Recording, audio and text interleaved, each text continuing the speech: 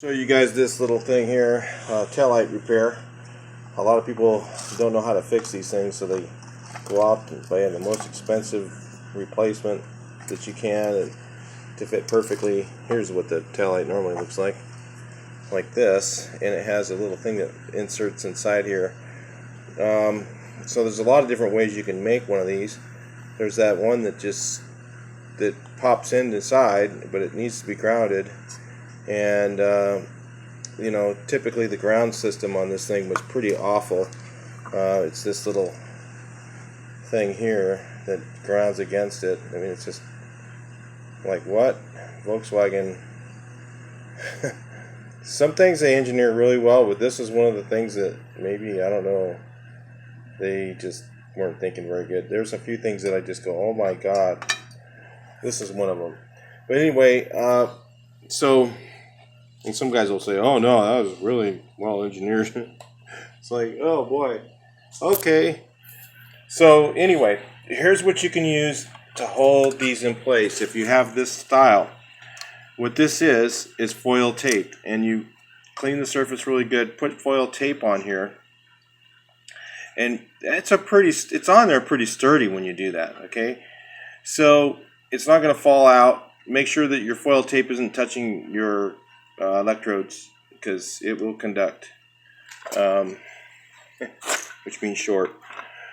Okay, and then you want to ground that somehow. So you can either use the old grounding system, which this is going to get assembled. I'm going to put this screw in like this and assemble this and put the rubber piece on and actually slide the wires through and everything, and have it all assembled, and then put it on the fender, because if you try and put it on without it the other way, you're going to have a hell of a time putting this lip around the edge. So now let's just buy the later taillights were a lot easier to work on, because you could put that outer piece on first and then the inner one on after. So, but anyway, so you can foil tape this to that. You could actually take a ground piece and go from here to here, but you're probably not going to get a very good ground. So I'm debating whether I'm going to do that or not, because that will probably ground it here, and then it's going next to there in the rubber, and it's just not going to get a very good connection. You can clean it really good, but it's probably still going to have problems down the road. So I'm probably going to just shove this wire through the hole here, through this hole, which somebody had wrong on this fender. They were all wrong. I'm going to shove this through here and connect it possibly to the body. I'm not sure yet.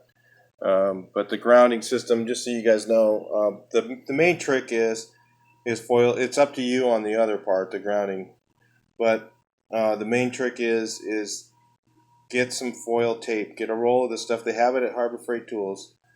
It's the thinner stuff, but the thicker stuff's a little bit better. They have it at Home Depot, but honestly, just use 2 layers of the Harbor Freight Tools stuff. It's a lot cheaper there. And use that stuff. You'll use it in a lot of places. Like I said, I have a rust hole in the floor, a little pinhole. You know, I'm not going to change that. I'm not going to weld that up.